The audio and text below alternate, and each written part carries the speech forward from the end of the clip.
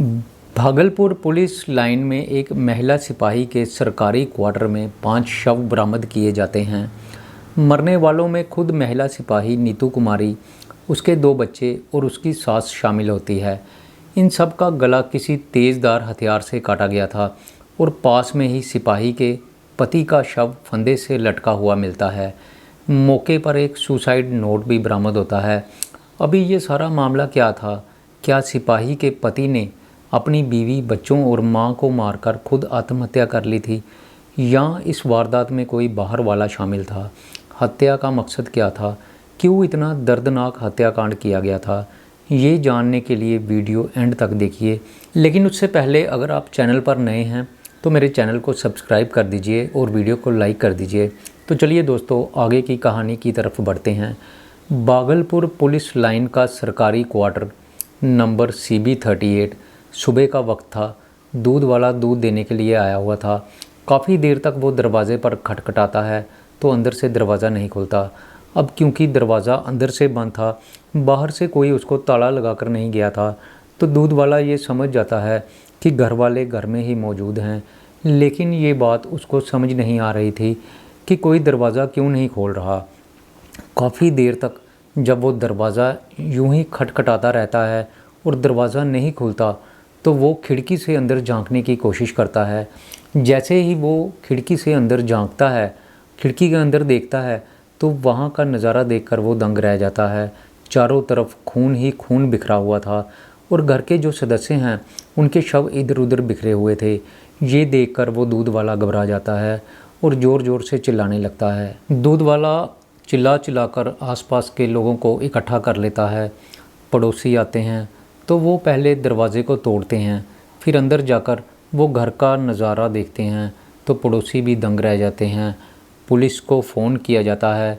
Police वाले मौका वारदात पर पहुंचते हैं और जब वो घर का मुआयना करते हैं तो देखते हैं कि नीतू और उसके दोनों बच्चों और उसकी सास का किसी ने तेज़धार हथियार से गला काट दिया था और नीतू के जो पति है उसका शव फंदे से लटका हुआ था। पहली दृष्टि में देखने पे ऐसा लग रहा था जैसे सिपाही के पति ने पहले तो पूरे परिवार को ख़त्म कर दिया और उसके बाद फांसी पर लटककर अपनी ज़िंदगी भी ख़त्म कर ली हो। जब कमरे की अच्छी तरह से तलाशी ली जाती है तो वहाँ पर एक सुसाइड लेटर मिलता है जो कि नीतू के पति ने लिखा था और उसने उसके अंदर अपनी पत्नी नीतू के बाहर के किसी व्यक्ति के साथ अवैध संबंध होने की बात लिखी थी। सिपाही के आसपास के रहने वाले लोगों से जब पुलिस वाले पूछताछ करते हैं तो नीतू के पड़ोसी बताते हैं कि दोनों पति पत्नी के बीच अक्सर झगड़ा होता रहता था। कई बार तो झगड़ा इतना बढ़ जाता था कि दोनों लड़ते लड़ते घर से बाहर आ जाते थे। ये तकरीबन इनका रोज़ का ही काम था। आए दिन दोनों में झगड़े होते रहते थे और दोनों लड़ते लड़ते सड़क पर आ जाया करते थे। पड़ोसी बताते हैं कि हमें इस बात का कतई भी अंदाज़ा नहीं था कि ये झगड़ा बढ़ते बढ़ते एक दिन पूरे परिवार की जान ही ले लेगा। मामला अच्छी तरह से समझने के लिए हमें कुछ देर और पीछे जाना पड़ेगा। दरअसल पंकज आरा का रहने वाला था और नीतू जो है वो बक्सर की रहने वाली थी। शादी से पहले दोनों बक्सर के एक मॉल में काम करते थे। वहाँ पर दोनों एक दूसरे के करीब आ जाते हैं। दोनों की आपस में दोस्ती होती है और फिर दोस्ती जो है वो प्यार में बदल जाती है। दोनों शादी करने का निर्णय लेते हैं। नीतू जो है उसके पिता की मृत्यु हो चुकी थी। सारी घर की जिम्मेदारी नीतू के ऊपर ही थी। नीतू मॉल में काम करती थी। काम करने के साथ साथ वो पढ़ाई लिखाई में भी होशियार थी, इसलिए वो दूसरी तरफ अपना कैरियर बेहतर बनाने के लिए सिपाही की परीक्षा की तैयारी कर रही थी। वो सिपाही की परीक्षा के एग्ज़ाम देती है और वो परीक्षा को पास कर लेती है। उसकी सिलेक्शन हो जाती है और बिहार में उसको नौकरी मिल जाती है। उसके बाद वो पंकज से शादी कर लेती है। अब परिवार में अच्छी आमदन होने लगी थी। परिवार वाले खुश थे। दोनों के 2 बच्चे भी हो जाते हैं। लेकिन फिर अचानक दोनों के बीच बेतहाशा झगड़े होने लगते हैं। नीतू के पति को दरअसल नीतू के करैक्टर पर शक होने लगता है। उसे लगता कि नीतू के बाहर किसी के साथ अवैध संबंध हैं। इसी बात को लेकर दोनों के बीच अक्सर झगड़े होते और ये झगड़े बढ़ते बढ़ते एक दिन पूरे परिवार की ही जान ले लेते हैं। तो क्या सच में सिपाही पत्नी के बाहर किसी के साथ अवैध संबंध थे, या ये सारा कुछ उसके पति के मन का वहम था। आखिर ऐसी क्या बात हो गई जिसके कारण महिला के पति ने अपने पूरे परिवार को ही ख़त्म कर दिया। इस दर्दनाक घटना में 2 एफआईआर दर्ज की जाती है। पहली तो नीतू के मामा नागेंद्र ठाकुर के बयान पर दर्ज की जाती है, जिसमें नीतू के पति पंकज पर अपने पूरे परिवार को ख़त्म करने के बाद फांसी से लटककर आत्महत्या करने का आरोप लगता है और ये एफआईआर पंकज पर दर्ज होती है। दूसरी एफआईआर इंस्पेक्टर उत्तम के बयान पर दर्ज की जाती है, जिसमें कि वो महिला सिपाही के साथ काम करने वाले सिपाही सूरज कुमार ठाकुर पर हत्या के लिए उकसाने का आरोप लगाता है। सिपाही सूरज किशनगंज जिले के ठाकुरगंज थाना क्षेत्र का रहने वाला था।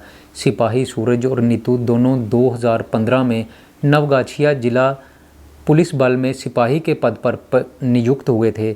वहीं पर दोनों की जान पहचान होती है, दोनों की साथ साथ वहीं पर जॉब लगती है। लेकिन 2021 में दोनों की भागलपुर में ट्रांसफ़र हो जाती है। सूरज डीसीबी शाखा में काम करता था। साथ काम करने वाली महिला नीतू भी उसी कमरे में आरटीआई शाखा में जॉब करती थी।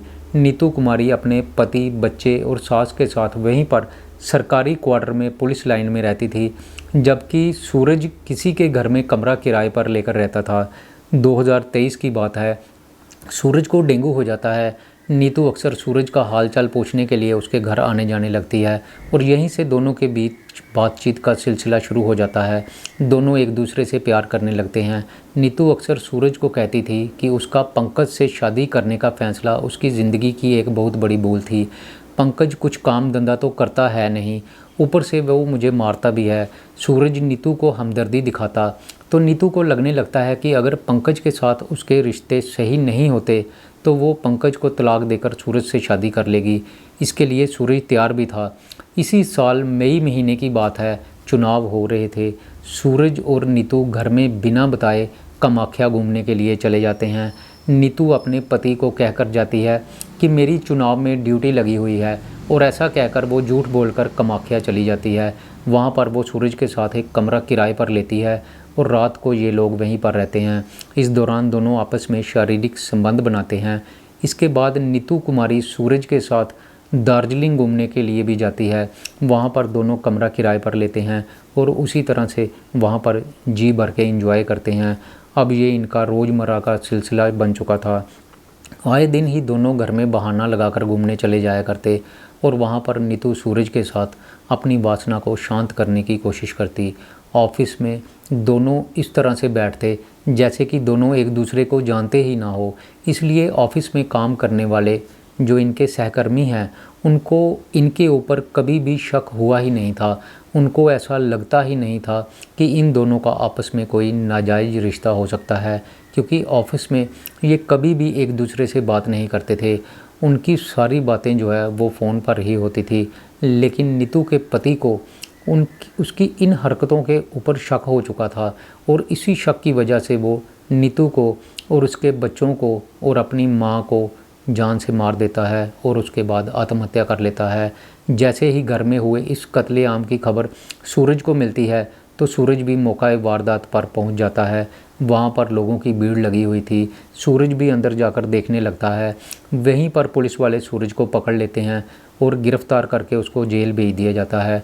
दूसरी तरफ जो सुसाइड नोट मिलता है उसमें पंकज ने अपनी पत्नी की बेवफाई का जिक्र किया था, लेकिन उसने सारी हत्याओं की जिम्मेदारी खुद नहीं ली थी, बल्कि उसने लिखा था कि उसकी पत्नी ने अपने दोनों बच्चों को और अपनी सास को जान से मार दिया है। इसलिए गुस्से में आकर वो अपनी पत्नी को जान से मारकर खुद भी आत्महत्या करने जा रहा है। अब पुलिस वाले इस बात की तहकीकात कर रहे हैं कि क्या बच्चों और सास की हत्या नीतू ने की थी या फिर पंकज ने ही अपनी मां, दोनों बच्चों और नीतू को मारने के बाद आत्महत्या की थी। जल्द ही सच्चाई जो है वो सामने आ जाएगी। सुसाइड नोट में पंकज ने अपने पड़ोसी आनंद का भी जिक्र किया था। उसमें वो लिखता है कि सॉरी आनंद भैया, मैं आपसे कुछ बात करना चाहता था, इसलिए मैं आपके घर भी आया था, लेकिन आप मुझे घर पर मिले नहीं। दरअसल घटना वाले दिन पंकज का मन सुबह से ही बेचैन था। उसको अजीब सी बेचैनी हो रही थी।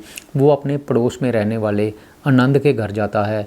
वहाँ पर वो एक या दो बार नहीं बल्कि 4 बार गया था, लेकिन आनंद उसको घर पर नहीं मिलता। वो आनंद को कुछ कहना चाहता था, अपने दिल की कोई बात बताना चाहता था, लेकिन आनंद घर पर नहीं था। अगर आनंद उसको घर में मिल जाता तो हो सकता है कि पंकज अपने दिल की बात आनंद को बोल देता, तो हो सकता है कि उसके मन का गुबार जो है, जो गुस्सा था, वो निकल जाता और आनंद उसको किसी तरह से समझा बुझा देता। लेकिन उस दिन चूंकि आनंद घर पर नहीं था, इसलिए आनंद से उसकी मुलाकात नहीं हो पाती। तो दोस्तों देखिए किस तरह से एक हंसते खेलते भरे पूरे परिवार को अवैध संबंधों ने ख़त्म करके रख दिया। अगर नीतू इस तरह से बाहर अवैध संबंध नहीं बनाती तो हो सकता है कि मामला यहाँ तक पहुँचता ही नहीं, और अगर उसको अपने पति से कोई दिक्कत थी भी तो वो अपने पति से तलाक ले सकती थी।